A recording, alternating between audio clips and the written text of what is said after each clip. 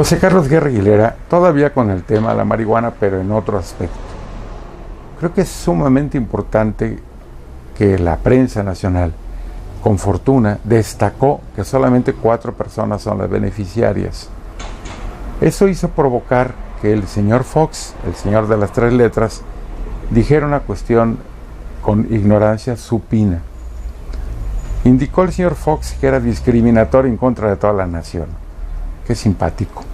Eso significa que no sabe lo que es el principio de relatividad de las sentencias de amparo.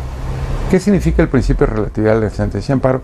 Que solamente el que obtiene el amparo es el que tiene su beneficio. Es decir, es como si fuera un paraguas.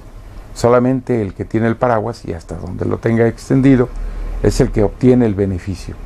Esto es sumamente importante seguirlo marcando, que lo siga marcando también la prensa, porque al final de cuentas los 4 votos fueron para 4 personas que incluso han dicho que ni siquiera ellos fuman.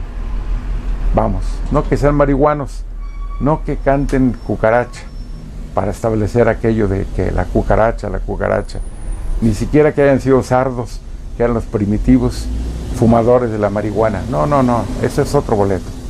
El principio de relatividad entonces significa que solamente los que tienen el beneficio del amparo son los que obtienen eso. Pero, ¿por qué existe esto?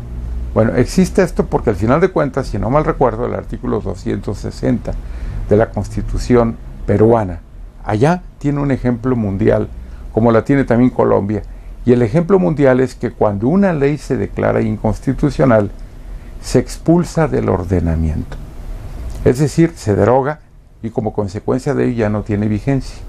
En este país es ridículo que un juez de distrito pueda dictar una sentencia de amparo, otorgando un amparo a un quejoso, y al día siguiente dicta una sentencia negando el amparo, porque el quejoso nuevo no argumentó lo que argumentó el anterior. Es decir, ese principio de relatividad hace que esté muy cerrada esta situación. Entonces, no quiere decir que la Corte esté autorizando, no, que esté legitimando, tampoco, que esté permitiendo, no, se le quiere dar esa interpretación y algún sesgo tiene esta negativa que estoy indicando. La relatividad implica entonces que está cerrada la situación. Entonces, ¿qué caso tiene que se declare inconstitucional? Podría preguntar cualquier oyente de esto que estamos grabando. Evidentemente no tiene mucho caso, porque entonces tendríamos que empezar a crear otros tipos de resoluciones para que llegara a la misma situación y entonces crear jurisprudencia.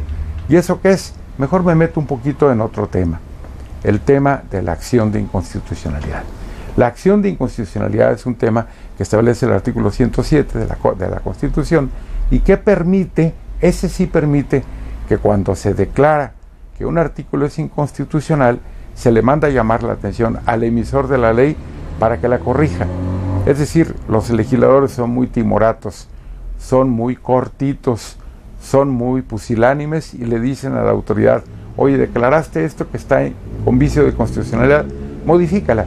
No como en otros países en donde se droga, en donde se elimina, en donde se expulsa. Esa acción de inconstitucionalidad existe en nuestro sistema, pero casi nadie la prevé. Por eso se le quiere dar la vuelta con la jurisprudencia. ¿Qué es la jurisprudencia al final de cuentas? El artículo 94, párrafo 10 de la Constitución, nos establece que la jurisprudencia es la interpretación de la ley.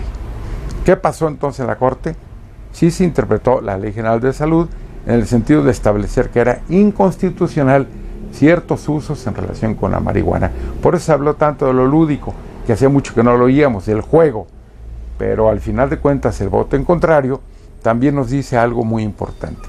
No es pleno. Diría también, y si esta resolución le hubiera tocado a la otra sala, la segunda sala, me temo que allí hubiera archivado el expediente. Y si esta resolución le hubiera tocado al pleno, ¿qué hubiera pasado? Ignóralo, porque a lo mejor el contrapeso que significa la segunda sala, que no es de avanzada, hubiera creado otro problema. Espero haber sido un poco explícito en esto que no es técnico, pero que de alguna manera sí implica algo de nuestra necesidad de conocer.